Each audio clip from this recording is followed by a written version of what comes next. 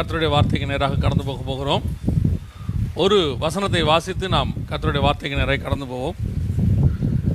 அப்போஸ்தலர் நடபடிகள் 21ஆம் அதிகாரம் 4வது வசனத்தை வாசிக்கலாம். அப்போஸ்தலர் நடபடிகள் 21ஆம் அதிகாரம் 4வது வசனம். அவ்விடத்துள்ள சீஷர்களை கண்டுபிடித்து அங்கே 7 நாள் தங்கினோம். அவர்கள் பவுலை நோக்கி, நீர் எருசலேமுக்கு போக வேண்டாம் என்று ஆவியின் ஏவுதலினாலே சொன்னார்கள். நாம் கண்களை மூடுவோம். நல்ல தகப்பனே, சர்வ வல்லமையுள்ள எங்கள் ஆண்டவரே, இந்த அருமையான காலை வேளைக்காக உமக்கு ஸ்தோத்திரம்.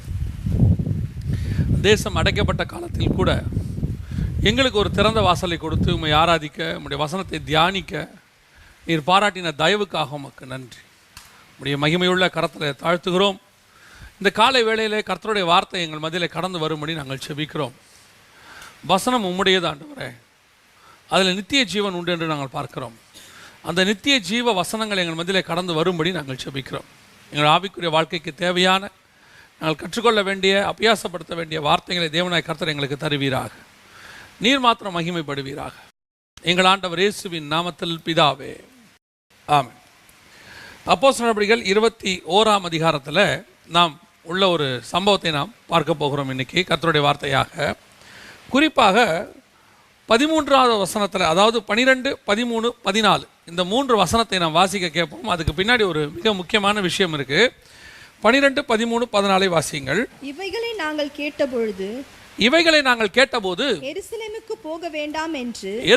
போக வேண்டாம் என்று நாங்களும் அவ்விடத்தாரும் அவனை வேண்டிக் கொண்டோம். அதற்கு பவுல் நீங்கள் அழுது என் இருதயத்தை ஏன் உடைந்த பண்ணுகிறீர்கள்? எருசலேமில் நான் கர்த்தராகிய இயேசுவின் நாமத்திற்காக கட்டப்படுவதற்கு மாத்திரமல்ல, மரிப்பதற்கும் ஆயத்தமா இருக்கிறேன் என்றார். அவன் சம்மதியாதபடியினாலே கர்த்தருடைய சித்தமாக கடவதென்று அமர்ந்திருந்தோம். இந்த சம்பவத்தில் பார்த்தீங்கன்னு சொன்னா, பவுல் எருசலேமுக்கு போகிறார். அவர் அங்கே போனால் மிகப்பெரிய அளவிலே உபத்திரவப்பட போகிறார் என்பது எல்லாருக்கும் தெரிகிறது.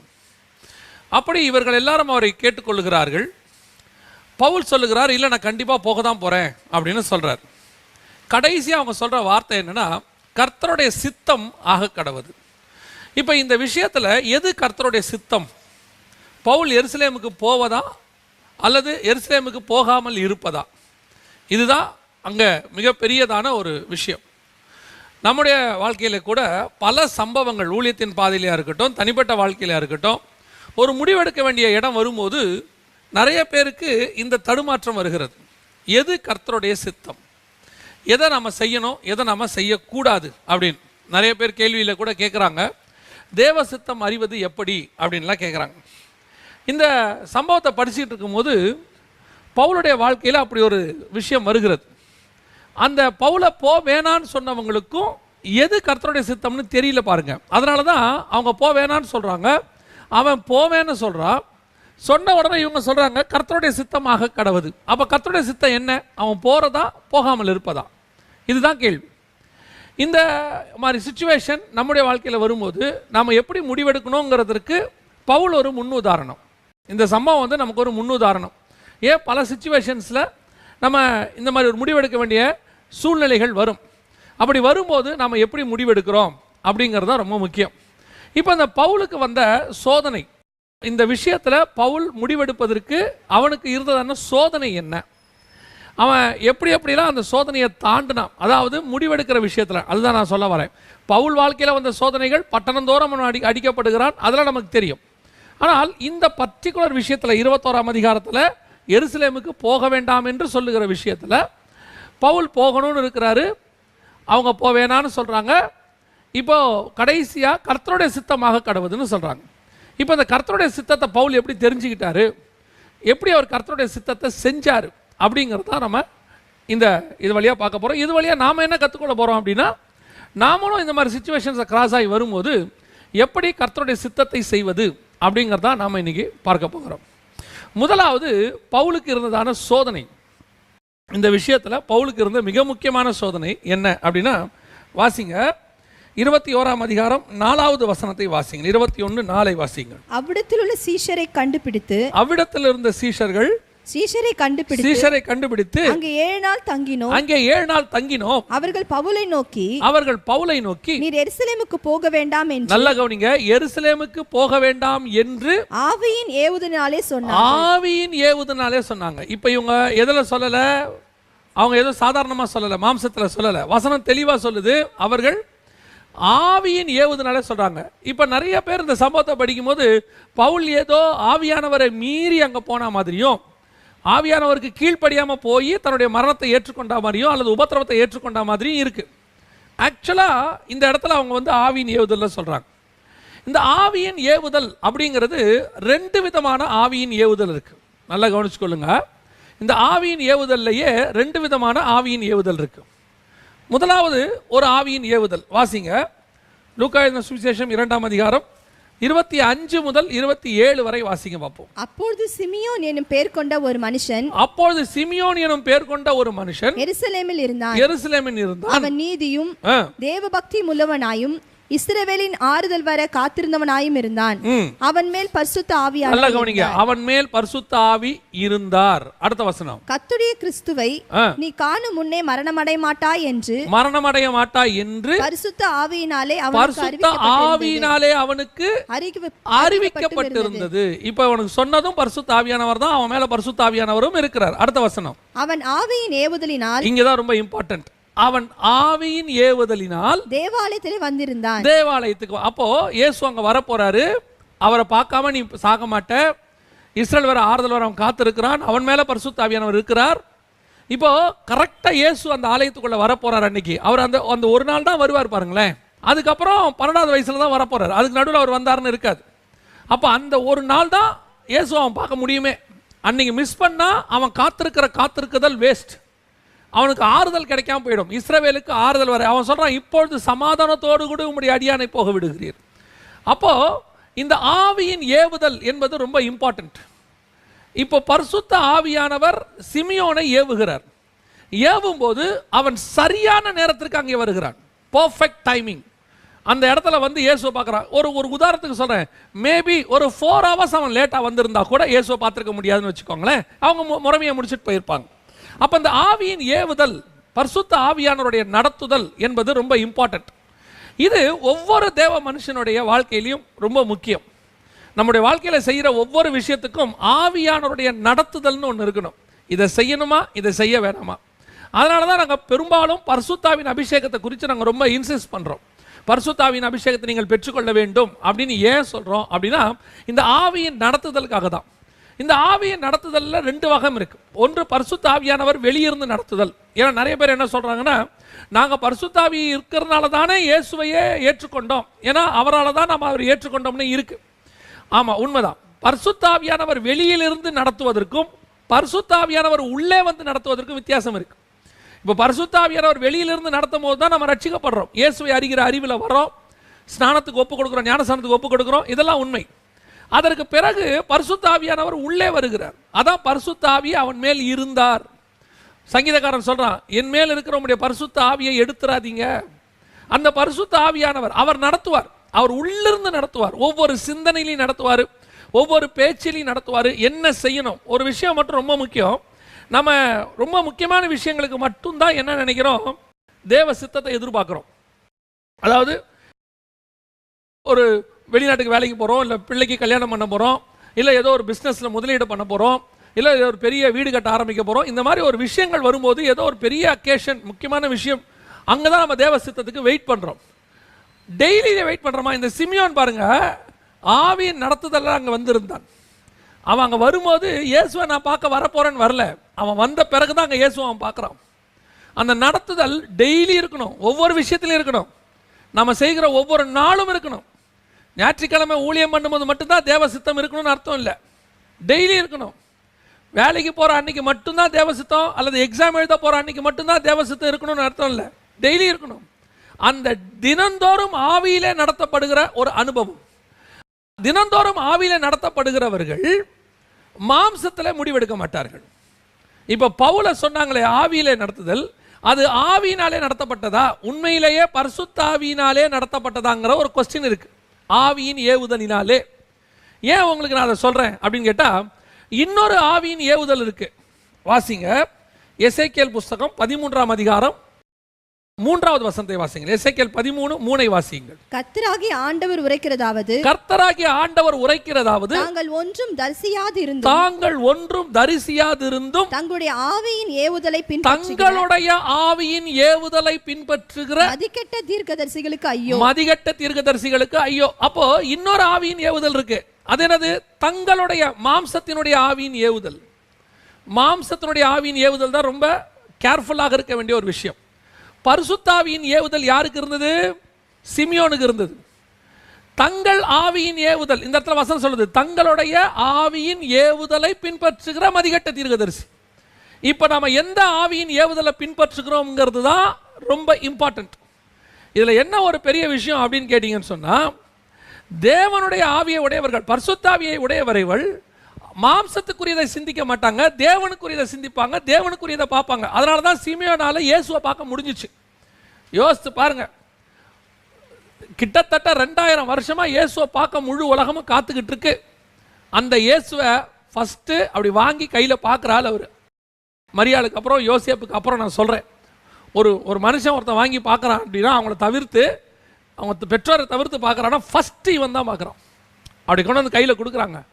அவன் சொல்றான், இதுக்கு தான் இத்தனை வருஷம் காத்திருந்தேன். அப்ப அந்த ஆவியின் ஏவுதல் ஸ்பிரிச்சுவலி இருக்கும், மாம்சத்துக்குரிய ஏவுதலாக இருக்காது. ஏன் உங்களுக்கு சொல்றேன் அப்படின்னு கேட்டீங்கன்னு சொன்னா, இந்த எசேக்கியேல் 13:3 சொல்லுது, மாம்சத்தின் ஏவுதலை பின்பற்றுகிற மதிகெட்ட தீர்க்கதரிசி. ஏன்?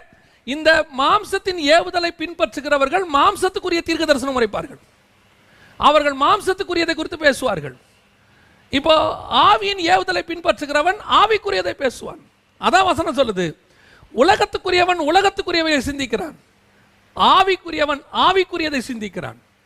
மாம்சத்துக்குரியவன் கீழானவைகளை சிந்திக்கிறான், ஆவிக்குரியவன் மேலானவைகளை சிந்திக்கிறான். இப்ப நம்ம எந்த ஆவியின் ஏவுதலை பின்பற்றோம்? அதாவது இன்னைக்கு இருக்கிற பெரிய விஷயம் என்னன்னா, நான் புறஜாதியரை குறித்து பேசவில்லை, நான் பேசுறதே ஆவிக்குரியவங்களை பத்தி தான் பேசுறேன். சோ கால்டு ஸ்பிரிச்சுவல் பீப்புள்ஸ், அவங்கள பத்தி தான் பேசுறேன். இன்னைக்கு அப்பட்டமா தெரியுது அது மாம்சத்துக்குரியது, அப்பட்டமா அது மாம்சத்துக்குரியது. அப்படி இருக்கும்போது எனக்கு தேவன் நடத்தினாரு, இது ஆண்டவர் எனக்கு, இது என்ன கான்செப்ட்ல வருங்கிறதா எனக்கு புரியவே இல்லை. ஒரு மாம்சத்துக்குரிய விஷயத்தை எப்படி பரிசுத்தாவியினுடைய தேவன் நடத்துவார்? யோசிச்சு பாருங்க. ஆவிக்குரியதை பரிசுத்தாவியானவன் நடத்துவார். மாம்சத்துக்குரியது என்ன தெரியுமா? உன் மாம்சத்தின் ஆவியின் ஏவுதல் உனக்குள்ளந்து ஒன்று சொல்லுது, யூ ஆர் ஸ்பிரிச்சுவல் பர்சன், நீங்க வந்துட்டு எந்த கெட்ட பழக்கமும் இல்லாதவர், அதனால நீங்க 100% ஆவியில தான் நடத்தப்படுறீங்கன்னு நினைச்சா தப்பு. உங்க மாம்சமும் உங்களை நடத்தும், உங்க மாம்சமும் தேவ சித்தத்தை போலவே பேசும். இப்போ இங்க இருக்கிற தீர்க்கதரிசின்னு சொல்றோம், எசேக்கியேல் 13:3 ஆண்டவர் சொல்றாரு, தாங்கள் ஒன்றும் தரிசியாதிருந்தும். ஆனா இவங்க ஏதோ ஒன்று சொல்றாங்க பாருங்களேன், ஆவியின் ஏவுதல். அப்ப இவங்க என்ன பார்த்துருப்பாங்க? இவங்களுடைய சிந்தனைகள் எதை பார்க்குதோ, அல்லது இவங்க எதை ஒரு படிச்சிருப்பாங்களோ, அல்லது அவங்களுடைய ஆழ் மனதில் எது இருக்குதோ அதெல்லாம் அவங்களுக்கு தீர்க்க தரிசனமா மாறிடும். தேவன் கொடுக்கிற தரிசனத்தை பார்த்துருக்க மாட்டாங்க, மேலானவைகளை பார்த்துருக்க மாட்டாங்க. இவங்க கீழானவைகளை யோசிச்சுட்டு இருந்தவங்க அதை தான் நான் எப்பவும் சொல்லுவேன். ஒரு தீர்க்க தரிசியானவன் சபையின் பக்தி விருத்திக்கு ஏதுவாய் தான் தீர்க்க தரிசனம் சொல்லுவான். நான் சொல்றது உங்களுக்கு புரியுதா? பக்தி விருத்திக்கு ஏதுவாக, உங்களுடைய மாம்சத்தின் தேவைகளை சாட்டிஸ்ஃபை பண்றவனாக அவன் ப்ராஃபஸி உரைக்கிறான் அப்படின்னு சொன்னா, அது தேவ ஆவியில வந்ததல்ல, மனுஷ ஆவியின் ஏவுதல். உங்களை பார்க்கும்போது உங்களுக்கு ஏத்த மாதிரி ஒரு ப்ராஃபஸி, உங்களை பார்க்கும்போது உங்களை திருப்திப்படுத்துற மாதிரி ஒரு ப்ராஃபஸி, உங்களுக்கு நீங்க அவங்க கிட்ட வந்துட்டு போகும்போது உங்க மாம்சத்தில் ஒரு திருப்தி இருக்கும். அப்படி இருக்குன்னா அது மாம்சத்தின் ஏவுதல். நான் சொல்லுவேன், ப்ராஃபஸி என்பது கொடுக்கப்பட்டதனுடைய நோக்கமே புதிய ஏற்பாட்டில் பக்தி விருத்திக்கு ஏதுவாக, அது உங்களை உருவாக்கக்கூடியதாக தான் இருக்கும். உங்களுக்கு ஆறுதல் கொடுக்கும். எப்படி ஆறுதல் கொடுக்கும்? ஸ்பிரிச்சுவலி ஆறுதல் கொடுக்கும். அந்த ஸ்பிரிச்சுவல் ஆறுதலுக்கும் மாம்ச ஆறுதலுக்கும் டிஃபரன்ஸ் இருக்கு. நான் சொல்றது உங்களுக்கு புரியும்னு நினைக்கிறேன். காயம் ஆறுவதற்கும் வலி ஆறுவதற்கும் டிஃபரன்ஸ் இருக்கு. சில நேரத்தில் காயமே இருக்காது, வலி இருக்கும். சில நேரத்தில் வலியே இருக்காது, காயம் இருக்கும், வடுக்கள் மட்டும் இருக்கும். டிஃபரன்ஸ் இருக்கு. இது மாம்சத்தில், அது உள்ள. காயம் மாறி உள்ளுக்குள்ள வலி இருந்தால் அந்த வலி போகணும். அந்த வலி போகிறதுக்கு நம்ம என்ன செய்யறோமோ அதான் முக்கியத்துவம். சிலர் ஏதாவது ஒரு வார்த்தை பேசிடுவாங்க, உங்களுக்கு காயமே இருக்காது, ஆனால் அவங்க பேசின வார்த்தை ஒரு வலி இருந்துகிட்டே இருக்கும். இந்த வலியை எடுக்கிற அளவுக்கு வார்த்தை கர்த்தரிடத்துலேருந்து வரும் பாருங்க. அந்த வார்த்தை வந்த உடனே இந்த பெயின் நம்மளை விட்டு போகும், நம்மளை விட்டு இது நீங்கி போய் நமக்குள்ள ஒரு ஆறுதல் வரும். இதுதான் ஸ்பிரிச்சுவல் கைடன்ஸ். அதே நேரத்தில் இதுக்கே மாம்சத்தில் உங்களுக்கு ஒரு திருப்தி கொடுக்க முடியும். ஒரு உதாரணம், உங்களை ஒருத்தர் பேசிட்டாங்க, அந்த நேரத்தில் உங்கள் ஃப்ரெண்டு ஒருத்தர் வராரு, வந்து சொல்கிறாரு, என்னாச்சு, என்னை இந்த மாதிரி பேசிட்டான் அவன். உங்களுக்கு உடனே அந்த ஃப்ரெண்டு சொல்வார், நீ வா, நான் யாரும் இல்லை நினச்சிட்டானா, நான் இருக்கிறேன், வா, உனக்கு 2 கேள்வி கேட்டு ஒரு அறை விட்டா தான் அவன் சரி வருவான், நீ என் கூட வா அப்படின்னும் போது உங்களுக்கு ஒரு சந்தோஷம் வரும், ஒரு நிம்மதி ஒன்று வரும், மாம்சத்தில் வரும். எப்படி தெரியுமா வரும்? நமக்கு ஒருத்தர் இருக்கிறாரு, பேசுகிறாரு, நமக்காக வந்து அடிப்பான், நமக்காக வந்து கேட்பான். இது மாம்சத்தில் வர்ற திருப்தி. இது வரும் ஒரு மாம்சத்தில் கூட உட்காரும் போது. இது இதுக்கு மட்டும் சொல்லலை, எல்லாத்துக்கும் வரும். கையில் கொஞ்சம் பணம் கையில் இருக்கும் போது ஒரு திருப்தி இருக்கும். அப்பா கையில் பணம் இருக்குது, நிம்மதியாக லைஃபை நம்ம நடத்தலாம், பேங்க்கில் பேலன்ஸ் இருக்குது. அதே மாதிரி நம்ம கூட ஒரு 10 பேர் உட்காந்துருக்கும் போது ஒரு சந்தோஷம் இருக்கும். இதை தாண்டி இதெல்லாம் இல்லாத போது உங்கள் இருதயத்துக்குள்ளே இருக்கிற துக்கத்தை இல்லாமல் அதை எடுத்து போட்டு உங்களுக்குள்ள ஒரு சந்தோஷத்தை கொடுக்கும். அதுதான் ஸ்பிரிச்சுவல் சந்தோஷம், அதுதான் பரிசுத்த ஆவியினால் வருவது. இன்னைக்கு எது உங்களை நடத்துது? இப்போ பவுலுக்கு அங்கே வரக்கூடியது பரிசுத்த ஆவியினால் வருவதா, மனுஷ ஏவுதினால் வருவதா? அங்கே வசனம் தெளிவாக சொல்லுது, அவர்கள் ஆவியின் ஏவுதினாலே அப்படி சொன்னார்கள். அந்த 4வது வசனம் சொல்லுது, என்று ஆவியின் ஏவுதினாலே சொன்னார்கள். அதுவும் என்ன சொல்றாங்க? நீ எருசலேமுக்கு போக வேண்டாம் என்று. இது பரிசுத்த ஆவியானவர் சொன்னதா? அவர் தான் போக வேணாம்னு சொன்னாரா அப்படின்னு கேட்டீங்கன்னா, இதுதான் முதல் சோதனை. இப்போ பார்க்கறதுக்கு எப்படி இருக்குது? ஆவியானவர் சொன்ன மாதிரியே இருக்குது. அதுவும் எப்படி இருக்கு? அங்கே போனால் உங்களை அடிப்பாங்க, உங்களுக்கு நடந்துடும், தயவு செஞ்சு நீங்கள் போகாதீங்க அப்படின்னும் போது மாம்சத்தில் நமக்கு என்ன வருது? ஒரு திருப்தி. ஐயோ நம்மளை போக வேணான்னு ஸ்பிரிச்சுவலாக சொல்கிறாங்க, அப்போ நமக்கு ஓகே அப்படின்னு ஒரு முடிவு எடுக்கலாம். இந்த நேரத்தில் நம்ம என்ன செய்வோம்? அவங்க சொன்னாங்க, ஆவியில் ஜெபம் பண்ணி சொன்னாங்க, 7 நாள் அங்கே இருந்தோம், அவங்க ஜெபத்தில் சொன்னாங்க அப்படின்னு நம்ம சொல்லுவோம். ஆனால் பவுல் ரிஜெக்ட் பண்ணுறா பாருங்க. இந்த இடத்துல பவுல் அதை ரிஜெக்ட் பண்ணுறாரு. இல்லை அவர் சொல்லிட்டு அந்நாட்கள் நிறைவேறின பின்பு அவன் என்ன செய்கிறான்? கப்பல் கரையை விட்டு புறப்பட ஆரம்பிச்சாச்சு. ஏன் ரிஜெக்ட் பண்ண? ஆவியானவர் நடத்தம் தானே. இந்த ஸ்மெல் இது உண்மையிலேயே மாம்ச ஆவியில வந்ததா, பரிசுத்த ஆவியில வந்ததா அப்படிங்கிறத பவுல் கண்டுபிடிச்சிட்டார். எப்படி சொல்றீங்க? பரிசுத்த ஆவியில வந்தது என்ன செய்யும் அப்படின்னா, அடுத்து வாசிங்க, அதே 21ஆம் அதிகாரம் 11வது வசனத்தை வாசிங்க. 21, 11 வாசிங்க. அவன் எங்களிடத்தில் வந்து பவுலுடைய கச்சை எடுத்து தன் கைகளையும் கால்களையும் கட்டிக்கொண்டு, இந்த கச்சை உடையவனை எருசலேமில் உள்ள யூதர் இவ்விதமாய் கட்டி புறஜாதியார் கையில் ஒப்பு கொடுப்பார்கள் என்று பரிசுத்த ஆவியானவர் சொல்கிறார் என்றான். நல்லா கவனிச்சுக்கொள்ளுங்க. பரிசுத்த ஆவியானவர் இருந்தா என்ன சொன்னாரு? இவனை எருசலேமில் கட்டி இவ்விதமாய் ஒப்பு கொடுப்பார்கள் தான் இருக்க வழிய போக வேண்டாம்னு இல்லை. அங்க அந்த வார்த்தையை நல்லா கவனிச்சு பாருங்க. இவன் அங்க போனா ஒப்பு கொடுப்பாங்க, இது நடக்கும். ஒப்பு கொடுப்பார்கள், போனீங்கன்னா இப்படிலாம் செய்வாங்கன்னு சொல்ல, கண்டிப்பா செய்வாங்க. போக வேண்டாம்ங்கிற வார்த்தையை பரிசுத்த ஆவியானவர் அங்க சொல்லல. இதுதான் பரிசுத்த ஆவி சொல்லுவது. ஆவியின் ஏவுதல் சொல்றதுக்கும் பரிசுத்த ஆவி சொல்றதுக்கும் இதான் டிஃபரன்ஸ். இதுல என்னங்க டிஃபரன்ஸ் இருக்கு? அவர்கள் பவுலின் மேல் உள்ள பாசத்துல சொல்றாங்க, பவுல் அவங்க ஸ்மெல் பண்ணிட்டாங்க, எருசலேமுக்கு போனா இப்படிலாம் நடக்கும்பா, ஆனா தயவு செஞ்சு நீ என்ன செய்ய வேண்டாம், போக வேண்டாம். இது அவர்களுடைய ஆவியின் நடத்துதல். பல நேரங்களிலே நீங்கள் தீர்க்க தரிசனத்துக்காகவோ அல்லது ஒரு திட்டத்தினுடைய முடிவை எடுப்பதற்காகவோ யாரிடத்திலாவது நீங்கள் போய் கேட்பீர்கள், என்னங்க செய்யணும் அப்படின்னு கேட்பீர்கள். கேட்கும்போது அவர்கள் பரிசுத்த ஆவியிலிருந்து உங்களுக்கு பதில் சொல்றாங்களா, தங்கள் ஆவியின் நடத்துதலிருந்து பதில் சொல்றாங்களாங்கிறத ரொம்ப கேர்ஃபுல்லாக இருந்துக்கணும். அங்கே தான் நீங்கள் ஏமாந்து போவீங்க. ஏன்? பரிசுத்த ஆவி சொல்றதுக்கும் அவங்க சொல்றதுக்கும் சின்ன டிஃபரன்ஸ் தான் இருக்கும், சின்ன டிஃபரன்ஸ் தான் இருக்கும். அதை கண்டுபிடிக்கிற அளவுக்கு நீங்க ஆவியில் இருந்தால் அதை கண்டுபிடிச்சிடலாம். பவுல் கண்டுபிடிச்சிட்டார், இல்லை இது எந்த ஆவி நடத்துதல் நமக்கு தெரியல, ஆனா பரிசுத்தாவி நடத்துதல்ல வரும்போது உன்னை ஒப்பு கொடுப்பார்கள் அப்படின்னு சொல்லியாச்சு. இப்போ நீங்க எந்த ஆவியினுடைய நடத்துதல் இருக்கிறீங்க? கொஞ்சம் உட்காந்து யோசிச்சு பார்க்கணும். பரிசுத்தாவியினுடைய நடத்தல இருக்கிறோமா இல்ல சுய ஆவியில நடத்தல இருக்கிறோமா அப்படிங்கிறத நம்ம பார்க்கணும். நல்லா கவனிச்சுக்கொள்ளுங்க. பல நேரங்களிலே தீர்க்கதரிசிகள் உங்களுக்காக தான் தீர்க்க தரிசனம் உரைக்கிறார்கள், உங்களுக்காக தான் உரைக்கிறாங்க. ஏன்னா நீங்கள் போய் உட்காந்து கேட்டுட்டீங்களா, கேட்டுட்ட உடனே தங்கள் ஆவியின் ஏவுதலாலே அவர்கள் உங்களுக்கு என்ன செய்கிறாங்க, தீர்க்க தரிசனம் உரைக்கிறாங்க. உரைக்கும் போது அவர்கள் என்ன செய்கிறாங்க, உங்களை திருப்திப்படுத்தி உங்களை சந்தோஷப்படுத்தி அனுப்புகிறாங்க. ஒரு நடந்த சம்பவம் இது, நான் குறை கூறுவதற்காக சொல்லவில்லை, நீங்கள் ஜாக்கிரதையாக இருக்கணுன்றதுக்காக சொல்கிறேன். ஒரு தீர்க்கதரிசி இடத்துல போய் தன் மகளுடைய திருமண காரியங்களுக்காக அவர்கள் போய் கேட்டார்கள். கேட்டபோது அந்த தீர்க்கதரிசி ஜெபம் பண்ணி, உங்களுடைய மகளுக்கு நீங்கள் இந்த வரன் பார்க்கலாம், ஆவியானவர் சொல்லுகிறார் அப்படின்னு சொல்லி கன்ஃபார்மாக சொல்லி அனுப்பிச்சிட்டார். திருமணமாகி 3 வாரத்திற்குள்ளாக அந்த மணமகளும் பிரிந்து விட்டார்கள். பிரிந்து விட்டது மாத்திரமல்ல, அவர் வெளிநாட்டில் இருந்தவர், இவங்க இந்தியாவில் இருந்தவங்க, திருப்பி அங்கேருந்து இந்தியாவுக்கு அனுப்பி விட்டாங்க. அதை சரி பண்ணுறதுக்கு இவர்கள் முயற்சி பண்ண எவ்வளோ பார்த்தும் முடியவில்லை. கடைசியில் டிவோர்ஸ் ஆயிடுச்சு.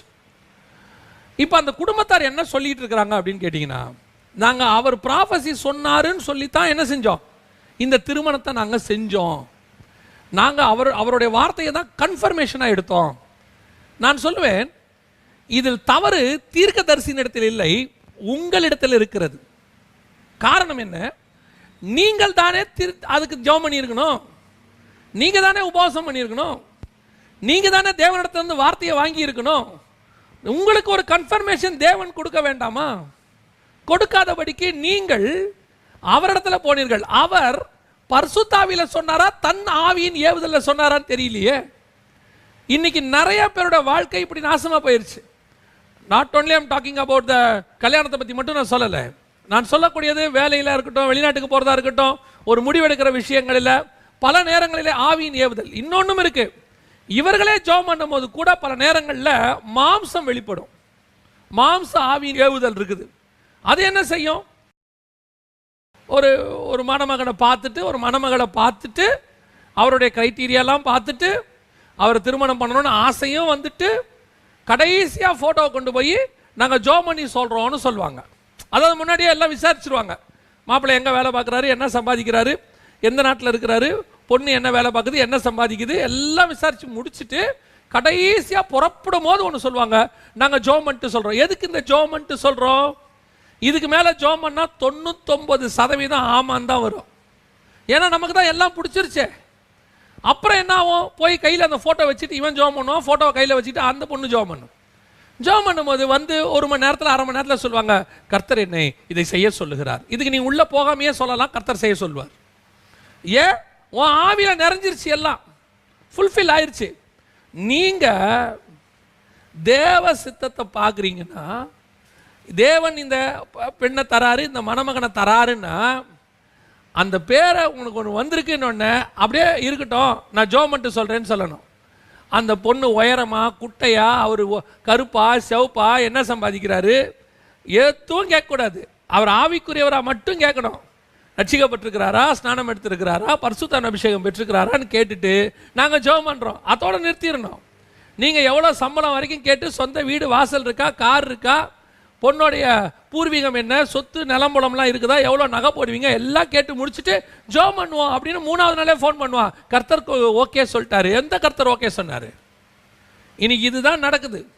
தங்கள் ஆவியின் ஏவுதல் அதனுடைய விளைவு தான். ஒரு காலத்துலலாம் எந்த ஒரு விஷயத்துக்காகவும் அவங்க ஜெபத்தில் காத்திருப்பாங்க, 40 நாள் 21 நாள் காத்திருப்பாங்க. இப்போ காத்திருக்கிறதுக்கு நேரமும் இல்லை, ஜெபிக்கிறதுக்கு தெரியவும் இல்லை. அதுக்கு இவங்க எல்லாம் ஷார்ட்கட்டில் ஒரு ஊழியக்காரனை பிடிச்சி வச்சுக்கிறாங்க. போய் அந்த ஊழியக்காரர்கிட்ட ஃபோன் பண்ணி கேட்குது, நீங்கள் நம்ம என்ன செய்யலாம், நீங்கள் சொல்லுங்கள். என்னதுக்கு அந்த ஊழியக்காரன் சொல்லணும், நீங்கள் சொல்லுங்கள், உங்கள் வேலை தானே, நீங்கள் சொல்லுங்கள். இப்படி சொல்லலாம், ஐயா நாங்கள் ஒன்று செய்ய போகிறோம், ஜெபம் பண்ணிக்கங்கன்னு சொல்லலாம், அவர் ஜெபம் பண்ணுவார். அதை விட்டுட்டு இன்னைக்கு ஆவியின் ஏவுதல், மனுஷ ஆவியின் ஏவுதல் அதான் நடந்துட்டு. இப்போ பவுல் முடிவெடுக்கிறாரு, இல்லை இந்த ஸ்மெல் அவருக்கு தெரியுது, இது மாம்ச ஆவியின் ஏவுதல். 2வது, இப்போ பரிசுத்த ஆவியிலே ஒருத்தன் வந்து சொல்கிறான். என்ன சொல்றாரு, இந்த கச்சையை கட்டினவனை எருசலேமில் என்ன செய்ய போறாங்க, ஒப்பு கொடுப்பார்கள். இதை கேட்ட உடனே அங்கிருந்தவர்கள் என்ன செஞ்சாங்க, 12வது வசனத்தை வாசிங்கள். 21:12. இவைகளை நாங்கள் கேட்டபொழுது எருசலேமுக்கு போக வேண்டாம் என்று நாங்களும் அவ்விடத்தாரும் அவனை வேண்டிக் கொண்டோம். இப்போ மாம்சம் வெளிப்படுது பாருங்க, இங்கதான். இப்போ இவங்கெல்லாம் யாரு? கெட்டவங்களா? கெட்டவங்க கிடையாது. இவங்கெல்லாம் யாரு? பவுலை அதிகமா நேசிக்கிறவங்க. எவ்வளவு நேசிக்கிறாங்க? எங்களுக்கு பவுல் வேணும், எங்களுக்கு பவுலை விட்டு கொடுக்க முடியாது. ஆனால் எருசலேமுக்கு போனால் பவுல் மரிக்க வேண்டி வரும். உபத்திரவம் தான் சொல்றீங்க, மரணம் கூட கிடையாது. உபத்திரவப்பட ஒப்பு கொடுப்பாருங்கள் தான் இருக்கு. அப்படி இருக்கும்போது இந்த பவுலை நாங்கள் விட மனம் இல்லை என்று சொல்லி போக வேண்டாம் என்று கேட்டுக்கொண்டார்கள். இது ரெண்டாவது. இது என்ன கூட்டம்? பவுலுக்கு தெரியுது நான் எருசலேமுக்கு போகணும். ஏன்? பரிசுத்த ஆவியானவர் தெளிவா பேசுறாருங்க. இப்படிப்பட்டவனை ஒப்பு கொடுப்பார்கள்னு சொல்றாரு. ஒரு கூட்டம் சொல்லுது போகாத, நீ அங்க போகாத. அதுக்கு அடுத்த வசனம் வாசிங்க, இன்னும் ரொம்ப அழகா இருக்கும். அந்த 13வது வசனம் வாசிங்க. அதற்கு பவுல் நீங்கள் அழுது என் இருதயத்தை உடைந்து போக பண்ணுகிறது. அப்ப இவங்க எல்லாம் யாருன்னு கேட்டீங்கன்னு சொன்னா, தேவ சித்தத்தை மனுஷ மாம்சத்துல தடுத்து நிறுத்துற இன்னொரு கூட்டம். இப்ப இவங்களை நீங்க நெகட்டிவாவே பார்க்க மாட்டீங்க, அதான் ரொம்ப முக்கியமே. இவங்களை நீங்க நெகட்டிவா பார்க்க மாட்டீங்க, பாசிட்டிவா தான் பார்ப்பீங்க. ரொம்ப நல்லவங்க. நம்ம சாட்சி சொல்லும் போது எப்படி சொல்லுவோம் தெரியுமா? என்ன அவங்க போகவே விடலை, கட்டி பிடிச்சிக்கிட்டு அழுதாங்க, நான் இங்கே தாண்டி வரதுக்கு எவ்வளோ கஷ்டப்பட்டேன் தெரியுமா தான் பவுல் கூட சொல்லியிருப்பாரு. ஆனால் உண்மையிலேயே என்ன, இதே மாதிரி ஒரு சம்பவம் இன்னொரு இடத்துல இருக்கு. இப்போ என்ன, இயேசு சொல்கிறாரு, என்னை புறஜாதியார் கையில் ஒப்பு கொடுப்பாங்க, சிலுவையில் அறையப்படுவேன், நான் மரிப்பேன் எல்லாம் சொன்ன உடனே ஒருத்தன் ஓடி வரான். அவரை தள்ளி கொண்டு போய் கழுத்தில் கை வச்சு தள்ளிட்டு போகிறான். தள்ளி கொண்டு போய் இது உமக்கு நேரிடக்கூடாது. இப்போ அவன் என்ன பேசிஸில் சொன்னான்? இயேசு மேலே உள்ள கோபத்தில் சொன்னானா? அவனுக்கு இயேசு மேலே அன்பு இல்லையா? அவன் என்ன பேசிஸில் சொன்னான்? அன்பின் பேசிஸில் சொன்னான். ஐயோ இப்படி போனால் நீங்கள் மறிச்சிட்டிங்கன்னா என்ன ஆகும், எங்களுக்கு நீங்கள் வேணுமே, இதெல்லாம் உங்களுக்கு நடக்கக்கூடாது ஆண்டவரே, விட மாட்டேன் அப்படின்னு பாசத்தில் சொல்கிறான். ரிப்ளை என்ன தெரியுமா அதுக்கு? அப்பாலே போ சாத்தானே. அப்படின்னா என்ன அர்த்தம்? தேவ சித்தத்தை செய்வதற்கு மாம்சத்தில் வரக்கூடிய எந்த வகையான தடையா இருந்தாலும், இந்த தடை என்ன, நெகட்டிவான தடை கிடையாது. உன்னை போக விட மாட்டேன், அடிப்பேன், உதப்பேன், குத்துவேன், அதெல்லாம் கிடையாது. அழுது கழுத்தை கட்டி கொண்டு அழுது, ஐயோ பவுல் இப்படிலாம் நடக்கூடாது. ஒரு ஆவிக்குரியவனுடைய வீக்னஸ் எங்க இருக்கு தெரியுமா? இன்னொருத்தருடைய அழுகையை பார்த்து நீ இழகிட்ட, தொலைஞ்ச. அப்படி எப்படிங்க சொல்றீங்க? அழுகிறோடு கூட அழுங்கல் இருக்குதே, அது துக்கத்துல நீ தேவ சித்தத்தை செய்ய விடாம உன்னை அழுது ஒருத்தர் தடுக்கிறாங்கன்னா அதுதான் பிசாசு, வேற ஒண்ணுமே கிடையாது. சிம்சோனை எப்படி பண்ணாங்களாம்? தெளிலால் எப்படி செஞ்சாலாம்? அழுது அலட்டி கொண்டாலாம். அவனுடைய முதல் மனைவி ஒருத்தர் இருந்தால், அவ என்ன செஞ்சாலாம்? விடுகதைக்கு பதில் கேட்கும் போது அழுது. எந்த கண்ணீர் தேவ சித்தத்தை விட்டு உன்னை திருப்புதோ அது அன்பினால வர கண்ணீர் கிடையாது, அதுக்கு பின்னாடி பிசாசு இருக்கிறான்னு அர்த்தம். அவங்க உண்மையா அழுவாங்க, அதுல எந்த மாற்று கருத்தும் கிடையாது. அவங்க உண்மையா தான் அழுவாங்க. அவங்கள அழ வைக்கிற ஆள் யாரு? மாம்சத்தை தூண்டி விடுறான் இவன். நீங்க நினைக்கிறீங்க பிசாசு மாம்சத்தை தூண்டுவான்னா கத்தியை கொடுத்து கம்பு கொடுத்து தான் அனுப்புவான்னு நினைக்கிறீங்களா? அவன் இப்படியும் தூண்டுவான். அவன் மாம்சத்தை எல்லா வகையிலையும் தூண்டுவான். கோபமும் படுத்துவான், அன்புனும் கொண்டாடுவான், அழுதும் கொண்டாடுவான். எப்படி வேணாலும் இந்த மாம்சத்தை உங்களுக்கு அகைன்ஸ்டா தூண்டி விட்டு தேவ சித்தத்தை செய்ய விடாம தடுக்கிற வேலை தான் அவனுடைய ஒரே வேலை. இப்போ பவுலுக்கு நடக்கிற இங்க விஷயம் என்ன தெரியுமா? அழுது செய்யறவங்க யாரு? தேவ ஜனங்க. போக வேண்டாம் என்று. இப்போ பவுலுக்கு எவ்வளவு பெரிய தர்ம சங்கடம் யோசிச்சு பாருங்க. அப்படி யோசிக்கிறார். ஐயோ, அதுக்கு அவன் சொல்றான், நீங்கள் என்னை அழுது என்ன செய்றீங்க? என் இருதயத்தை இளைக்க பண்ணுகிறீர்கள். அடுத்த வசனம் சொல்லுது, 14வது வசனம், அவன் சம்மதியாதபடியினாலே ஒத்துக்கவே மாட்டேன்டா பாரு, நீ என்ன அழுதாலும் நான் எருசலேமுக்கு போவேயா. சில நேரங்களில் உங்களுக்கு அன்பானவர்களை நீங்கள் காயப்படுத்த வேண்டி இருக்கும் தேவ சித்தத்தை செய்வதற்கு. அவங்க உங்க நல்லதுக்கு சொல்ற மாதிரி தான் இருக்கும், ஆனால் அது தேவ சித்தத்துக்கு அகைன்ஸ்டா இருக்கும். நான் சொல்றது உங்களுக்கு புரியுமா அப்படின்னு சொன்னால், நான் வந்து என்னுடைய வாழ்க்கையில் நடந்த ஒரு சம்பவத்தை நான் உங்களுக்கு சொல்லுகிறேன். ஒரு ஊழியத்தின் பாதையிலே நான் போகிறேன். எனக்கு வந்து ஆண்டவர் சொல்லி கொடுத்தது இதுதான், செய்யணும், செய்யாதனா நிறுத்திடணும், அப்படியே ஸ்டாப் பண்ணிடணும். யார் என்ன சொன்னாலும் அதை பற்றி கவலையே படக்கூடாது. அவங்க நம்மளை பார்த்து என்ன சொல்லுவாங்க, அந்த ஆளுக்கு இறக்கமே கிடையாது, அந்த ஈவே கிடையாது, நம்ம இவ்வளோ அன்பாக பேசுகிறோம், அவன் கடினமாக பேசிட்டு போகிறான். வாட் எவர் இட் இஸ், உங்ககிட்ட நல்ல பேர் வாங்குறத விட தேவன்கிட்ட நல்ல பேர் வாங்குறது தான் ரொம்ப முக்கியம். மனுஷனை பிரியப்படுத்துறவனா இருந்தால் இன்னும் நான் கர்த்தருக்கு ஊழியக்காரன் அல்லவேன்னு கலாத்தியருக்கு பவுல் எழுதுறாரு. மனுஷனை பிரியப்படுத்துறது எல்லா ரூபத்திலையும், எந்த ரூபத்திலையும் பிரியப்படுத்திடக்கூடாது. அப்போ ஊழியத்தின் பாதையில் வரும்போது கர்த்தர் அடுத்த இடத்துக்கு கொண்டு போறாரு. அப்போ ஒரு ஊழியத்தினுடைய பாதையில் போகும்போது ஒரு இடத்துல என்னை தங்க வைக்க போறாங்க. தங்க வைக்க போகும்போது நான் பொதுவாக அந்த ஊருக்கு போனால் வேற ஒருத்தருடைய வீட்டில் தான் தங்குவேன். இப்போ அந்த வீட்டார் வந்து எங்கிட்ட சொல்கிறாங்க, நீங்கள் இங்கே தான் தங்கணும், அவங்கக்கிட்ட சொல்லிவிடுங்க, அங்கெல்லாம் தங்க மாட்டேன்னு சொல்லிவிடுங்க, நான் இங்கே தான் தங்குவேன்னு சொல்லுங்க அப்படின்னு சொல்கிறாங்க. நான் இப்போது அந்த இடத்துல ஆவியானவர் எனக்கு சொல்கிறாரு, நான் உன்னை எங்கே தங்க வைக்கிறோன்னா தங்கு. ஏன்னா இவங்க வீட்டிலையே ஏற்கனவே கர்த்தர் சொன்னாருன்னு தான் நான் தங்கினேன். அப்போது ஆண்டவர் தெளிவாக சொல்கிறார், நான் சொல்கிற இடத்துல போய் தங்கு அப்படின்னு. அப்போது மீட்டிங் நடத்துகிறவங்க கேட்டாங்க, எங்கே தங்க போகிறீங்க, நீங்கள் எங்கே தங்க வைப்பீங்க? அவங்க ஒரு ஹோட்டல் ரூம் சொல்லி இங்கே தான் தங்க வைக்க. Okay, right, fine. இப்போ இந்த வீட்டார் வந்து ரொம்ப கோச்சிக்கிட்டாங்க என்கிட்ட. நாங்கள் அவ்வளோ சொல்லியும் நீங்கள் எப்போ வந்தாலும் எங்கள் வீட்டில் தங்குற வரை நீங்கள் இங்கே வந்து தங்கிட்டீங்க. உடனே அவங்க பேசின வார்த்தைகள் இருக்குது பார்த்தீங்களா, அங்கே தான் ரொம்ப இம்பார்ட்டண்ட். அவங்க சொன்னாங்க, அப்போது எங்கள் வீட்டில் உங்களுக்கு ஏதோ ஒரு வசதி குறைவு, எங்ககிட்ட உங்களுக்கு பிடிக்கல, எங்கள் வீட்டு சமையல் பிடிக்கல, நீங்கள் எங்களை வெறுக்கிறீங்க, அப்படி இப்படின்னு. உடனே பட்டீர்னு ஆவியானவர் சொன்னார், உங்கள் வீடுங்கிறது ஆண்டவர் கொடுத்து வந்து தங்கினேன், உங்கள் வீட்டை விட்டு வெளியே போன்னு சொல்லும் போதும் போவேன், ஆண்டவர் என்ன சொல்கிறார் அதான் செய்வேன். அவங்களுக்கு என் மேலே அப்படி ஒரு கோவம் வந்துருச்சு. பார்க்குறவங்கலாம் சொல்லுவாங்க, நன்றி கெட்டவர் அவர், எங்கள் வீட்டில் வச்சு அவரை நாங்கள் எப்படி பார்த்தோம் தெரியுமா, எப்படி பண்ணோம் தெரியுமா. ஆனால் நான் சொல்லுவேன், ஆண்டவர் என்னை இன்னொரு இடத்துல தங்க சொன்னார், நான் அங்கே தங்கின போது அடுத்த லெவல் என்னுடைய ஊழியத்துக்கான பல காரியங்களை கர்த்தர் அங்கிருந்து செய்தார், பல காரியங்களை சொல்லி கொடுத்தார். அதுக்கப்புறம் போன விதமே வேற. ஒருவேளை நான் இங்கே தங்கி இருந்தால் கர்த்தர் செய்ய நினைத்த சில காரியங்களை செய்திருக்க முடியாது. எனக்கு அப்புறம் ஆண்டவர் எக்ஸ்பிளைன் பண்ணார். இதுதான் என் வாழ்க்கையில் நடந்த ஒரு உதாரணத்தை என்னால் சொல்ல முடியும். சில நேரங்களில் மனுஷருடைய அன்பு உங்களை என்ன செய்யும் அப்படின்னா நெருக்கி ஏவும். ஆனால் தேவ அன்பு நெருக்கி ஏவும் போது தான் நல்லது. மனுஷ அன்பு நெருக்கக்கூடாது. சரியான ஆவிக்குரியவன் நீங்கள் ஆவியில் ஒரு விஷயத்தை சொல்லும்போது புரிந்து கொள்வான். அப்படியா ஆண்டவர் சொல்கிறாரா, ஓகே அப்படின்பா. அதே நேரத்தில் மாம்சத்தில் இருக்கிறவன் ஆவியில் சொல்கிறத புரிஞ்சிக்க மாட்டான். இல்லை இல்லை நீங்கள் எங்களை இப்போ வெறுக்கிறீங்க, உங்களுக்கு எங்களை பிடிக்கல, இப்படியே பேசுவாங்க. நல்லா தெரிஞ்சுக்கொள்ளுங்க, இந்த இடத்துல கழுத்தை கட்டி கொண்டு பவுல் அழும்போது சொன்ன வார்த்தை, அவன் சம்மதியாதபடியினாலே. he never give up. அதான் ரொம்ப முக்கியம். மனுஷனுடைய அழுகை, எந்த அழுகைக்கு நீங்கள் கூட அழணும், எந்த அழுகைக்கு அழக்கூடாதுன்னு உங்களுக்கு தெரியணும். பல நேரங்களிலே இப்படி வீழ்ந்தவர்கள் தான் அதிகம். சிம்சோனை பலத்தினாலே வீழ்த்த முடியவில்லை, அவனுடைய பலவீனமே அழுகதான். முதல் மனைவியினுடைய அழுகையும் சரி, தெளிலாளுடைய அழுகையும் சரி, அழுகை அவனுடைய வீழ்ச்சிக்கு காரணமாய் மாறியது. அதே மாதிரி தான் உங்களுக்கும் சொல்கிறேன்.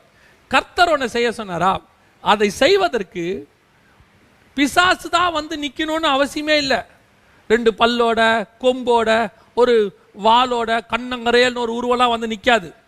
பிசாசு அனுப்புகிற ஆள் யாருன்னா கூட இருக்கிற 12 பேரில் ஒருத்தனாக தான் இருக்கும். பிசாசு அனுப்புறது யாராக இருக்குன்னா பிரதானமான சீஷனாக தான் இருக்கும். அவன் தான் வந்து சொல்லுவான், உமக்கு இது நேரிடக்கூடாதே அப்படின்பா. இப்போ பவுல் கரெக்டான முடிவு எடுக்கிறான் பாருங்க. நீங்கள் என்ன அழுதாலும், நீங்கள் என்ன சொன்னாலும் நான் எருசலேமுக்கு போவேன். நான் செய்ய நினச்சதை நான் செய்வேன். ஆண்டவர் எனக்கு சொல்லியிருக்கிறார், ஆண்டவர் சொன்னதான் நான் செய்வேன். ஒருத்தன் வந்து அவன் ஆவி தேவதல்ல பேசுகிறான், இன்னொன்று பரிசுத்தாவியானவர் ஒன்று சொல்கிறாரு. இந்த டிஃப்ரென்ஸ் என்னால் கண்டுபிடிக்க முடியுது. ஆனால் பரிசுத்தாவி சொல்கிறத நீங்கள் மாம்சத்தில் என்ன செய்ய விரும்புகிறீங்க, மாற்ற விரும்புகிறீங்க. சரி, இவ்வளோ தூரம் நம்ம பார்க்குறோமே, இவ்வளோ காரியங்கள் அந்த இடத்துல கவனிக்கிறோமே, உண்மையிலேயே பரிசுத்த ஆவியானவர் பவுலுக்கிட்ட நீ அங்கே போன்னு சொன்னாரா? பவுலுக்கு எப்படி இவ்வளோ கான்ஃபிடென்ட் வந்துச்சு? அதாவது இவங்க ஆவியின் ஏவுதல்ல பவுல் போகாதீங்கன்னு சொல்கிறாங்க. ஒரு கூட்டம் கழுத்தை கட்டிக்கிட்டு அழுவுது, இன்னொருத்தன் வந்து ப்ராஃபஸி சொல்றான், நீ போன உன் கையை காலை கட்டி உன்னை புறஜாதியர் கையில் ஒப்படைக்க போறாங்க யூதர்கள், எல்லாம் கரெக்டா சொல்லிட்டான். இவ்வளவும் கேட்ட பிறகு பவுல் அங்க போகிறதுக்கு ஒரு கான்ஃபிடென்ட் வேணும்ல. என்ன பேசிஸ்ல பவுல் போயிருப்பாரு அப்படின்னு கேட்டீங்கன்னா, அதுக்கு அழகான வசனம் எங்க இருக்குன்னு கேட்டீங்கன்னா 23ஆம் அதிகாரம் 11வது வசனத்தை வாசிங்க. அன்று ராத்திரியிலே, அந்த ராத்திரியிலே கர்த்தர் பவுலின் அருகே நின்று பவுலே திடம் கொள், நீ என்னை குறித்து எருசலேமிலே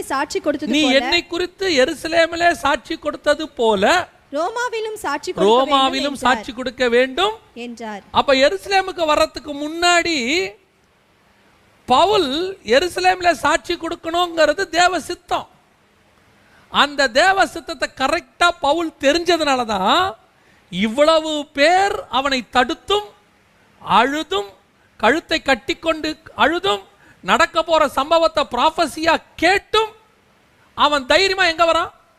எருசலேமுக்கு வரான். அதுக்கு காரணம் என்ன? இந்த இடத்துல ஆண்டவர் சொல்றாரு, நீ எருசலேம்ல நீ சாட்சி கொடுத்தியே, அதே மாதிரி எங்க கொடுக்கணும்? அப்ப எருசலேம்ல சாட்சி கொடுத்தது கர்த்தருடைய சித்தம். அதனாலதான் அவன் எருசலேம்ல சாட்சி கொடுக்க கூட்டு வர்றாரு. அப்ப காட் சொல்லும் போதே ரெண்டுத்தையும் சேர்த்து சொல்றாரு. எருசலேம்ல எப்படி கொடுத்தியோ அதே மாதிரி எங்க கொடுக்கணும்? ரோமாவில் கொடுக்கணும். அப்ப இந்த எருசலேம்ல கொடுக்கணுங்கிறது தேவ சித்தத்தில் இருந்ததுனால தான் பவுல் எங்க வந்தாரு? எருசலேமுக்கே வந்தாரு. இந்த தேவனுக்கும் பவுலுக்கும் உள்ளதான ரிலேஷன்ஷிப் இருக்கு பாருங்க. இவ்வளவு பேர் தடுத்தும் ஏன் கான்ஃபிடென்ட்டா வந்தானா, எருசலேம்ல சாட்சி கொடுக்கணுங்கிறது தேவனுடைய சித்தம். அவர் எருசலேம்லயும் கொடுக்க வேண்டி இருக்கு, ரோமாவிலையும் கொடுக்க வேண்டி இருக்கு. அவன் எங்கெங்கெல்லாம் கொடுக்கணும்னு ஆல்ரெடி கர்த்தர் என்ன பண்ணி வச்சிருக்கிறாரு? முன்குறிச்சு வச்சிருக்கிறாரு. அந்த முன்குறித்ததலை, அந்த தேவ திட்டத்தை, தேவ சித்தத்தை முன்னாடியே அறிந்த ஒரு மனுஷன் தான் யாரு? பவுல். அப்ப தேவ சித்தம் நான் எருசலேம்ல இருக்கணும்னா என்னை தடுக்கிறது எதுவா இருந்தாலும் அதை உதறி தள்ளிவிட்டு நான் ஓடுவேன். காரணம், தேவ சித்தம் நான் எருசலேம்ல இருப்பது. ஏன்னா எருசலேம்ல இவன் கொடுத்தது தேவ சித்தமா இல்லைன்னு வச்சுக்கோங்களேன், இந்த இடத்துல கர்த்தர் அப்படி சொல்ல மாட்டார். ஏன்னா தேவ சித்தத்தை மீறி போறத சாட்சியா கர்த்தர் என்ன செய்ய மாட்டாரு? ஒரு நாளும் சொல்ல மாட்டார். அப்ப எருசலேம்ல இவன் சாட்சி கொடுத்தது தேவ சித்தமா இருக்கிறதால கர்த்தர் என்ன பண்றாரு? அது ஒரு உதாரணமா எடுக்கிறாரு. நீ எப்படி எருசலேம்ல கொடுத்தியோ அதே மாதிரி எங்க கொடு?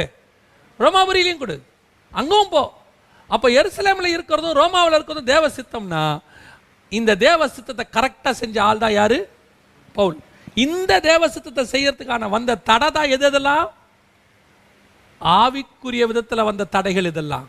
பல நேரங்களில் தேவ சித்தத்தை செய்யறதுக்கு நம்ம எது தடையா நினைக்கிறோம் அப்படின்னா, புறஜாதியாரை நினைக்கிறோம், அப்புறம் இந்த மாதிரி கிறிஸ்தவத்துக்கு எதிரானவங்களை நினைக்கிறோம், அடிக்கிறவங்களை நினைக்கிறோம், உதைக்கிறவங்களை நினைக்கிறோம், இப்படிப்பட்டவங்களை நினைக்கிறோம். ஆனால் உண்மையிலேயே தேவ சித்தத்தை செய்யறதுக்கான தடை யாரா இருப்பான்னா, பெரும்பாலும் தேவ ஜனங்களாகவும் இருக்க வாய்ப்பு இருக்கு. இதை கிராஸ் பண்ற பலன் உங்ககிட்ட இல்லாவிட்டால் நீ ஊழியத்தினுடைய அடுத்த ஸ்டேஜுக்கு போகவே முடியாது. உன் ஆவிக்குரிய வாழ்க்கையினுடைய அடுத்த ஸ்டேஜுக்கு போக முடியாது. உன்னை அழுதோ அல்லது உன்னை நெருக்கியோ கழுத்தை கட்டி கொண்டோ இல்லை ஸ்பிரிச்சுவலா பேசுற மாதிரி பேசுவாங்க. ஆவியின் ஏவுதல். ஏப்பா நான் சொல்றேன், கர்த்தருடைய மனுஷன் சொல்றேன், அனுபவத்தில் சொல்றேன், தேவ ஆவியில நிரம்பி சொல்றேன், நீங்க என்ன வேணாலும் சொல்லுங்கன்றான் பவுல். நீ என்ன வேணாலும் சொல்லியா, நான் போவேன். என்னையா இவ்வளோ பேசுறேன் சம்மதிக்கல, போய் தொலை சொல்லணும்பாங்க. சொல்லட்டும், நான் போவேன். ஏன் போவேன்? நீங்க எல்லாம் பேசுறது கர்த்தருக்கு அகைன்ஸ்ட்னு எனக்கு தெரியும். ஏன்?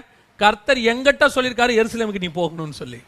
எங்கிட்ட கர்த்தர் சொல்லிட்டார்னா அதுக்கு ஆப்போசிட்டா சொல்றது ஆவியா இருக்கட்டும் அல்லது மனுஷனா இருக்கட்டும், கூட இருக்கிறவனா இருக்கட்டும், கழுத்தை கட்டி பிடிச்சிக்கிட்டு அழுகிறவனா இருக்கட்டும், அல்லது நான் விடமாட்டேன்னு கதறவனா இருக்கட்டும், எவனா இருந்தாலும் சரி, கர்த்தர் சொன்னது சொன்னதே, அதை செய்வது மட்டுமே என்னுடைய வேலை. இந்த கான்ஃபிடென்ட் உன் மினிஸ்ட்ரியில வரணும், உன் ஆவிக்குரிய வாழ்க்கையில வரணும். வந்துருச்சுன்னா நீ தான் பவுல். உனக்கு யூனிக்கான மினிஸ்ட்ரி, உனக்கு ஈக்குவலான மினிஸ்ட்ரி வேற இருக்கவே இருக்காது உலகத்தில். இன்னைக்கு நிறைய பேருடைய பிரச்சனை அங்கதான் இருக்கு. சரி, இந்த அளவுக்கு கான்ஃபிடென்ட்டா பவுல் செய்யணும், என்ன பண்ணணும்? தேவனுக்கும் தேவ சித்தத்தை அறிகிற இடத்திற்கும் பவுலும் ஒரே இடத்துல இருக்காங்க. அதாவது தேவ சித்தத்தை பவுல் கரெக்டா தெரிஞ்சு வச்சிருக்கிறார். கர்த்தர் அவரோட கூட பேசிக்கிட்டே இருக்கிறார். கப்பல்ல போகும்போது சொல்றார், வேணா போனால் பிரச்சனை வரும். இல்லை நாங்கள் போவோம், சரி வாங்க போகலாம், ஏன் நான் இருக்கிற வரைக்கும் உங்களுக்கு பிரச்சனை இருக்காது, வாங்க போகலாம். சேதம் வந்துருச்சு. இப்போ சொல்கிறாரு கப்பலுக்கு தான் சேதம் வரும், மனுஷனுக்கு என்ன வராது, உயிர் சேதம் வராது. இந்த காடோட நடக்கிறதான அந்த ரிலேஷன்ஷிப் இருக்குல்ல, அந்த காட் நடத்துகிற ஒவ்வொன்றையும் தெரிஞ்சுக்கொள்கிற ரிலேஷன்ஷிப், இந்த இடத்துல நீங்கள் இருந்துட்டீங்கன்னா அதுக்கு அப்புறம் புறஜாதியார் சொன்னாலும் கவலைப்பட மாட்டீங்க, ஆவியின் ஏவுதல்ல எவன் சொன்னாலும் கவலைப்பட மாட்டீங்க, அல்லது உங்ககிட்ட அன்பா இருக்கிறவங்க கழுத்தை கட்டி பிடிச்சிட்டு சொன்னாலும் கவலைப்பட மாட்டீங்க. நீங்க ஒன்று மட்டும் தெளிவா இருப்பீங்க, சொன்னது கர்த்தர், அதை நான் செய்வேன், அவ்வளோதான். கர்த்தர் செய்ய சொல்ற விஷயம் பயங்கர இடகுடமா இருக்கும், உங்களால் செய்யவே முடியாது. உங்களை சுற்றி இருக்கிற அத்தனை பேரும் நெகட்டிவாக பேசுவான். இது எதுக்கு? திடீர்னு ஆண்டவர் சொல்வார், ஒரு போதகர்கிட்ட சொன்னாராம், ஆண்டவரே எனக்கு சர்ச் இல்லை, சர்ச்சு கட்டுறதுக்கு எனக்கு ஒரு இடம் கொடுங்க, ஊருக்குள்ளே என்னை சேர்க்கவே மாட்டுறாங்க. ஆண்டவர் ஏற்பாடு பண்ணாராம், எங்கே தெரியுமா, ஊருக்கு வெளியே 5 கிலோமீட்டர் தள்ளி இருக்கிற குப்பை கொட்டுற இடம். வெறும் குப்பை, அந்த ஊரில் இருக்கிற மொத்த குப்பையும் கொண்டு போய் கொட்டுவாங்க அந்த இடத்துல. இந்த இடத்த எடுத்துக்க போ அப்படின்னாரு. அங்கே போய் கவர்மெண்ட் பர்மிஷன் கேட்டால் உடனே கொடுத்துருச்சு, குப்பை கொட்டுற இடத்த எடுத்துக்கோங்க. குப்பை கொட்டுற இடத்துக்கு, அதுவும் ஊரை விட்டு 10 கிலோமீட்டர் தள்ளி இருக்குது, ஜனங்க ஒருத்தர் கூட கிடையாது, ஆளாரமே இல்லை, வெறும் காக்காவும் இதுவும் அந்த பறவைகள் வந்து குப்பையை கொத்தி தின்ற இடம். இந்த இடத்துக்கு நீ போன்ட்டார் ஆண்டவர். அங்கே போய் தங்கிட்ட இருந்த மொத்த பணத்தையும் அந்த மனுஷன் செலவு பண்ணுறாரு, குப்பை கொட்டுற இடத்துல க்ளீன் பண்ணுறாரு, எல்லாம் செய்கிறாரு, இருந்த காசில் ஷெட்டு போடுறாரு. கூட இருந்த அத்தனை பேர் என்ன சொல்லியிருப்பான்னு நினைக்கிறீங்க? ஓ எதுக்கியா இங்கே போய் செலவு பண்ணுற, இந்த காசில் கொஞ்சம் இடத்த ஊருக்குள்ளே வாங்கியிருந்தா கூட ஒரு 10 பேராது வருவாங்களே, இந்த குப்பை கொட்டுற இடத்துக்கு அவன் வருவான். இந்த மாதிரி ஒரு சம்பவம் ஒவ்வொரு தேவ மனுஷன் வாழ்க்கையிலையும் வரும்.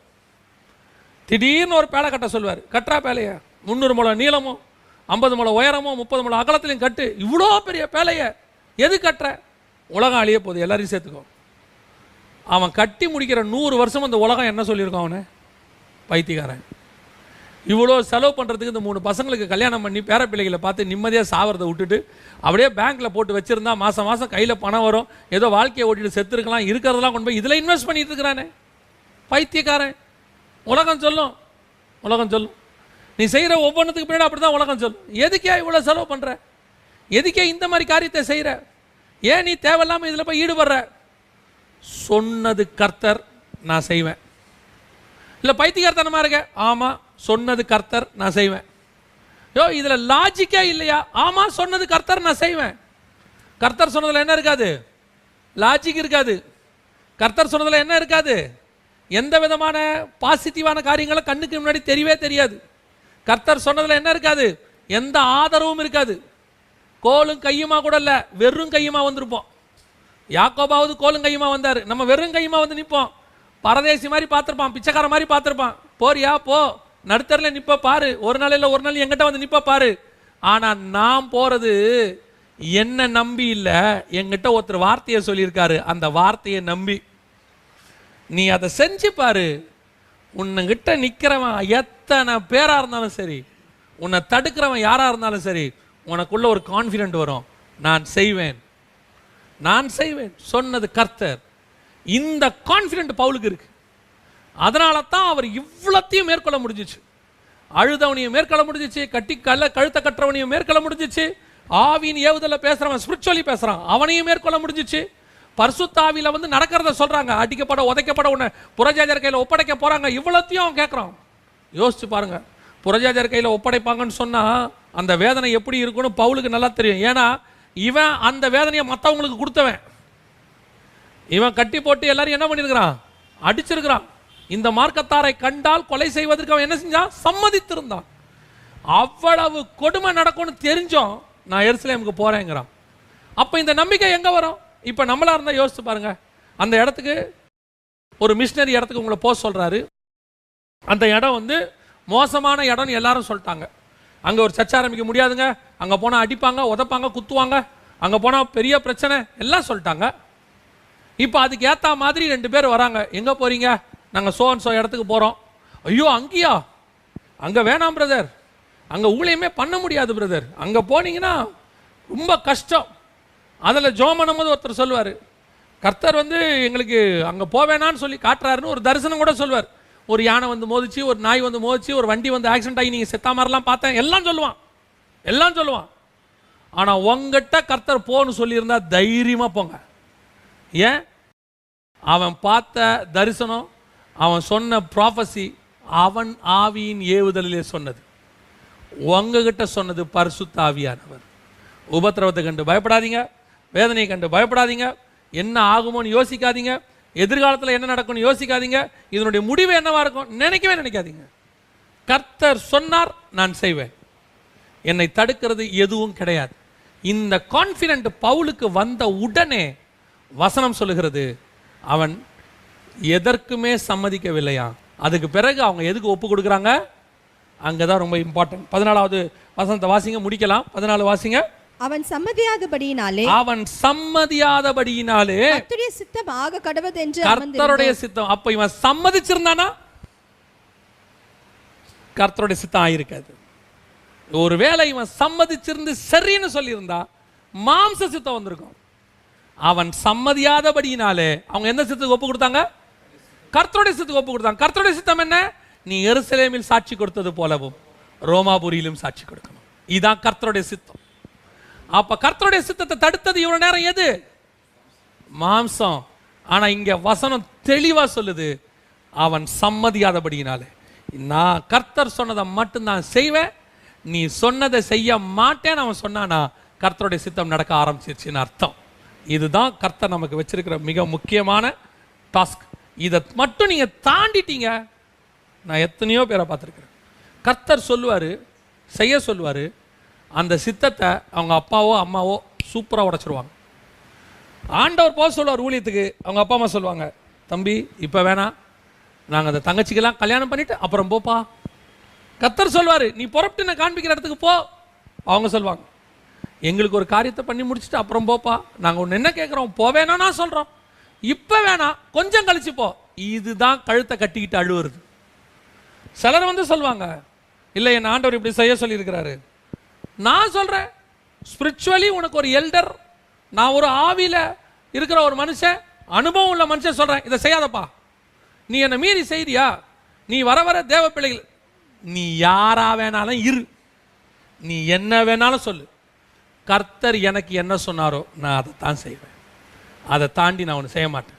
அப்படி நீ ஒரு கான்ஃபிடென்ட்டாக தைரியமாக தேவனுக்கென்று செய்யும்போது கர்த்தருடைய சித்தம் ஆக கடவது. உன்னை கொண்டு போய் கர்த்தர் ரோமாபுரியில் மட்டுமல்ல, எருசலேமில் மட்டுமல்ல, பூமியின் கடைசி பரியந்தமும் கர்த்தர் சாட்சியாய் நிறுத்துவார். நீ ஒரு பவுலாய் மாறுவாய். அநேகருடைய வாழ்க்கை பவுலா வர வேண்டிய வாழ்க்கை ஒன்றும் இல்லாமல் அப்படியே ஒரு இடத்துல முடங்கி சுருங்கி போச்சு. காரணம் என்ன? இந்த மாதிரி காரணங்கள். யாரோ ஒரு ஆவியின் ஏவுதல், யாரோ ஒரு மாம்ச ஏவுதல், யாரோ ஒருத்தனுடைய உலக பிரகாரமான அன்பு, யாரோ ஒரு சிலருடைய கண்ணீர், இதெல்லாம் சேர்ந்து என்ன பண்ணிருச்சு? தேவசத்தை செய்ய விடாம தடுத்து நிறுத்தி குறுக்கி ஊழியத்தை சுருக்கி ஒரு இடத்துல அடைச்சி ஒண்ணுமில்லாம ஆக்கி போட்டுருச்சு. நிறைய சாட்சிகளை என்னால் சொல்ல முடியும், நிறைய சாட்சிகளை சொல்ல முடியும். ஆனால் பல நேரங்களில் இதை எதிர்த்து வரும்போது உன்னை அடங்காப்பிட்டு அடிம்பான், நீ உருப்பட மாட்டேன்பா, அந்த ஆள் கேட்க மாட்டான்பா, அவன் நாசமாக போவேன்பா. ஆனால் நான் சொல்லுவேன், நீ நான் அப்படி ஆகவே மாட்டோம். நீ தைரியமாக செஞ்சு பாரு. அது எந்த மாம்சமாக இருக்கட்டும், உன் சொந்த மாம்சமாக கூட இருக்கட்டும், நீ தைரியமாக செஞ்சு பாரு. உன்னை கர்த்தர் பூமியின் கடைசி பரியந்தமும் சாட்சியாய் நிறுத்துவார். நான் இந்த ஊழியத்திற்கு வந்தது மனுஷனை பிரியப்படுத்துறதுக்கு அல்ல, தேவனை பிரியப்படுத்துவதற்கு. இந்த தாட் பவுலுக்குள்ளே இருந்ததுனால தான் அவர் பவுலாய் மாறினார். அதனால தான் நம்ம இன்றைக்கும் அவரை சாட்சியாக பேசுகிறோம். அதே எண்ணம் உனக்கு எனக்கும் வந்துருச்சுன்னா நீயும் நானும் அநேகருக்கு சாட்சியாய் மாறும். நம்ம ஜெபம் பண்ண போகிறோம், தேவ சமூகத்தில் ஆண்டவர்கிட்ட ஒப்பு கொடுக்க போகிறோம். எல்லா கண்களை மூடி ஆண்டவரை நோக்கி பார்த்து, நம்மை தடுக்கிறது எது? கர்த்தருடைய சித்தத்தை செய்ய விடாமல் தடுக்கிறது எது? மாம்சமா? மாம்சத்தில் உங்களிடத்தில் நான் சொல்லக்கூடிய மாம்சம் என்பது ஏதோ அருவருப்பான இச்சையான காரியங்கள் இல்லை. அன்பானவர்கள், அழுகிறவர்கள், கழுத்தை கட்டி கொண்டு அழுகிறவர்கள். இது உங்களுக்கு நேரிடக்கூடாது, நான் விடமாட்டேன், உங்களுக்கு இப்படி நடக்க விடமாட்டேன், அப்பாலே போ சாத்தானேன்னு சொல்லணும்.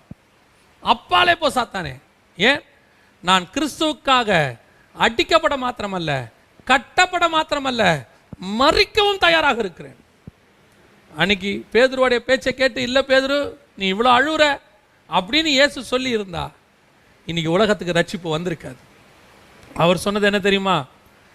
பேதுருவின் சித்தம் அல்ல, என் சித்தம் அல்ல, அவர் சொல்றார் பிதா கிட்ட, ஆகிலும் என் சித்தத்தின்படி அல்ல ஆண்டவரே, உம்முடைய சித்தத்தின்படியாக கடவுள். இந்த பிதாவின் சித்தத்தை செய்யணுங்கிற முடிவை எடுத்த பிறகு நடுவில் வர்றது ஸ்பிரிச்சுவல் பர்சனோ, சொந்த மாம்சமோ, அன்பானவங்களோ, அழுகிறவங்களோ, கழுத்தை கட்டிக்கிட்டு அழுகிறவங்களோ, இருதயத்தை நோக பண்ணுகிறவங்களோ, இதயத்தை உடைக்க பண்ணுகிறவங்களோ, யாரா இருந்தாலும் தூக்கி போட்டுக்கு தயாரா இருக்கணும். சொன்னது கர்த்தர், நான் செய்வேன். என்னை தடுப்பவன் யார்? கர்த்தருடைய வார்த்தை என்னிடத்தில் இருக்கிறது. நான் யாரையும் காயப்படுத்தணும்னு விரும்பல. அதே நேரத்தில் கர்த்தர் சித்தத்தை செய்ய தடுக்கிறவங்கள நான் வேற வழி இல்லை, உதறி தள்ளி விட்டு தான் ஓடணும்.